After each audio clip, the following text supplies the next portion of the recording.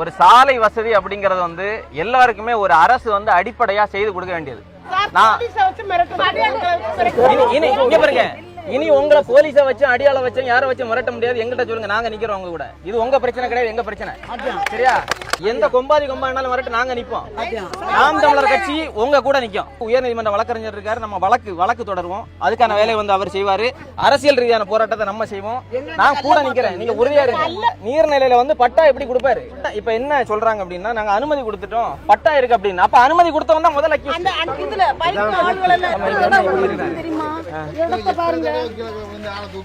ஆமா, இதுல எப்படி போக முடியும்? இதுல எப்படி வாகனத்தை போக முடியும்? வயதானவங்க எப்படி போவாங்க? பெண்கள் எப்படி போவாங்க? ஒரு மனசாட்சியுள்ள ஒருத்தன் யார் இதை பார்த்தாலும் இது தவறு அப்படிங்கிறது தெரியும்.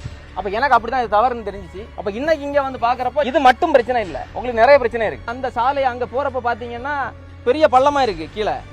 அதுல கீழே விழுந்தா யாரு தூக்குறது? எம்எல்ஏ வந்து தூக்காரா? இல்ல போலீஸ் காவல்துறை வந்து விழுந்தாங்களா? ஆமா. இல்ல, முதல்ல மக்களுடைய பாதுகாப்பை உறுதிப்படுத்துறதுக்கு தான் ஒரு அரசு. எல்லாருக்குமே எங்க வரி பணத்தெல்லாம் சம்பளம், முதல்ல அதை சரி செய்யணும். அந்த இடத்துல ஆமா, அதுக்கு வந்து ஒரு சரி செய்யணும். அதுக்கான முயற்சிகளை நான் எடுக்கிறேன். நீங்க துணிஞ்சு நில்லுங்க, தைரியமா இருங்க. ஒரே ஒரு கேள்வி கேளுங்க, இந்த ஆக்கிரமிப்பை எடுத்தா எல்லா இடத்துலயும் எடுக்கணும்னு நீங்க சொல்றீங்களே, நீங்க எடுங்கன்னு சொல்லுங்க. என்ன ஆக்கிரமிப்பை இவங்க எடுப்பாங்க? ஆக்கிரமிச்சு வச்சிருக்கதை இவங்க தான் வச்சிருப்பாங்க, இவங்க தான் வச்சிருப்பாங்க. இப்ப நான் கேட்கிற ஒரே ஒரு கேள்வி ஒண்ணுதான், தீர்வு என்ன? ஏற்கனவே ஆக்கிரமிக்கப்பட்ட பகுதிகளை காரணமா காட்டி இனி இருக்கக்கூடிய பகுதிகளை ஆக்கிரமிக்கலாம் சொல்றீங்களா? அப்ப எப்படிப்பட்ட ஒரு மோசடித்தனம் பாருங்க. எவ்வளவு ஒரு மோசடித்தனத்தை அதிகாரத்துல இருந்து சரி செய்ய வேண்டியவங்க இதை செய்யறாங்கன்னா பாருங்க. நீங்க நம்ம எழுப்ப வேண்டிய கேள்வி, நாளைக்கு அதிகாரிகள் வருவாங்க, யாரா இருந்தாலும் சரி, அதிகாரிகள் வரட்டு, எம்எல்ஏ வரட்டு, கலெக்டர் வரட்டு, யாருக்கும் அச்சப்படாதீங்க. முதல்ல இவங்க எல்லாரையும் சாருன்னு கூப்பிடுறத நிப்பாட்டுங்க. என்ன சாருன்னு கூப்பிடுறத நிப்பாட்டுங்க. எம்எல்ஏ வந்ததான், அதிகாரி வந்ததான், சார் எங்களுக்கு தாங்க, உனக்கு நான் தானே உங்களுக்கு ஓட்டு போட்டேன், கேளுங்க. நீங்க துணிஞ்சு கேளுங்க. சம்பளம் 1 லட்சம் ரூபாய் சம்பளத்தை வாங்கிட்டு ஒரு வேலை செய்யாம இருக்கிறாங்க, கேளுங்க. நீங்க முதல்ல நான் உங்கள்ட்ட சொன்ன மாதிரி 2 விஷயம் உறுதி அளிக்கிறேன். ஒண்ணு, இந்த மாதிரி சிக்கல்கள் நீங்க இப்ப ஊரு ஒன்னா நிக்கிறீங்க, முதல்ல அடுத்து என்ன பண்ணும் அப்படின்னா உங்களுக்குள்ளாடி பிளவை ஏற்படுத்தும். அதுக்கு நீங்க இடம் கொடுக்க கூடாது. அது கட்சியை வச்சு பிளவுபடுத்துவான், சாதியை வச்சு பிளவுபடுத்துவான், மதத்தை வச்சு பிளவுபடுத்துவான், இந்த கண்டத்துக்காரனையும் பிளவுபடுத்துவான். எப்படி வேணாலும் பண்ணுவான். அதிகாரத்தில் இருக்குவேன், பணத்தை இறக்குவான், இறக்கி பிளவுபடுத்துவான். என்ன நடந்தாலும் நீங்க ஒன்னா இருங்க. நீ இந்த இடத்துல நம்ம வெற்றி அடைகிறது என் கையிலையோ அதிகாரிகள் கையிலையோ யார் கையிலையும் இல்ல, உங்களுடைய ஒற்றுமையில தான் இருக்கு. நீங்க ஒன்னா நின்னீங்கன்னா இது நடக்கும். உங்க கூட நான் நிப்பேன், உறுதியா நிப்பேன். தைரியமா இருங்க. அனுமதி கொடுத்தாச்சுங்கிறான், அனுமதி கொடுத்தது யாருங்கிறத நாங்க தேடிட்டு இருக்கோம்.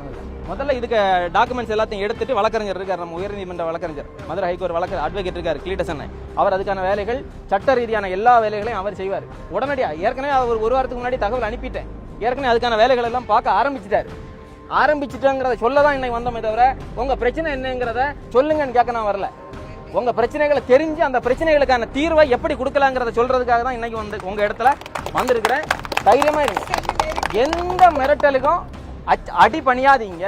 காவல் நிலையத்துக்கு போறீங்கன்னா தனியா போவாதீங்க. எதிர் தரப்புல இருக்கிறவன் பணபலம் வச்சிருக்கிறான், படைபலத்தை விடுங்க, அவனை விட பெரிய படைபலம் நம்ம கிட்ட இருக்கு. இந்த பிரச்சனை சார்ந்து இந்த பகுதி சார்ந்த மக்கள் யாரையாவது காவல் நிலையத்துல இருந்து விசாரணை பண்ணவான்னு கூப்பிட்டாங்கன்னா எனக்கு கூப்பிடுங்க உடனே. இல்ல எங்க வழக்கறிஞர் நம்பர் வச்சிருக்கேன்.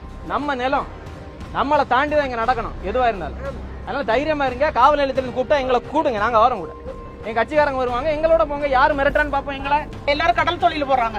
அப்படி அவங்க போற நேரத்துல ஏதாவது அதிகாரிகள் வர நேரமும் நாங்க பெம்பளைங்க தான் இருப்போம்.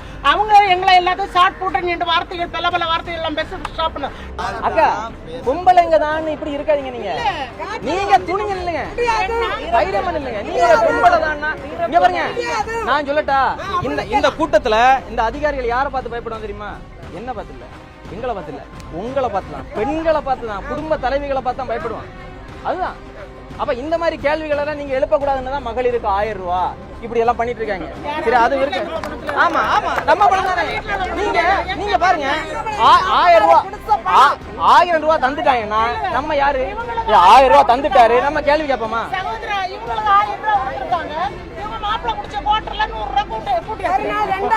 எனக்கு ஒரு வருத்தம் என்ன தெரியுமா?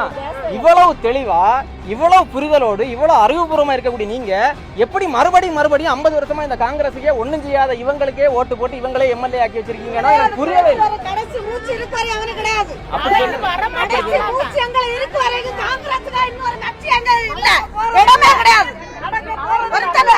அவ்வளவு துணிவு